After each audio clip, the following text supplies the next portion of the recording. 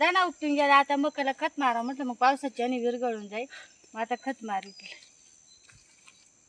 बघा खाली.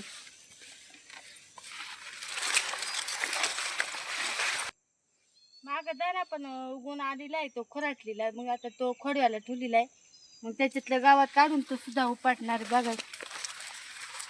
आणि मका सुद्धा आता मोठ्या झाली. परत दाना उपटायला तर बरीच मका मोठी व्हायला बसली आता ती. आणि तोवर निसवण नाही तर माका मग ती पण तोडायला येईल. गावात काढलं का मग 8-15 दिवस आठवड्यात दाना उपटून घ्यायचा. मग तो थोडं मोठा आहे, मग तो उपटून घ्यायचा आणि द्यायचा मार्केटला पाठवून. जेवढा निघाल तेवढा. मग मैत्रीण गेली दवाखान्यात. मग आता मुलीला न्यायला आलेले मी शाळेत. तर जाते शाळेत, तिला घेते. दवाखान्यात गेलेली मग त्याच्यामध्ये तुला न्यायला आले. दप्तर घ्या, आपण दोघी जण घरी जाऊ.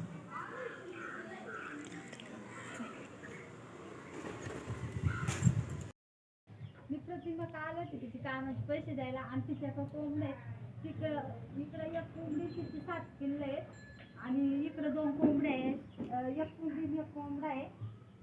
आणि तिकडं गायचं एक कोंबडी किल्ले. किती भारी आहेत बघा त्या कोंबड्या. छोटी छोटीची पिल्लं सुद्धा आहेत.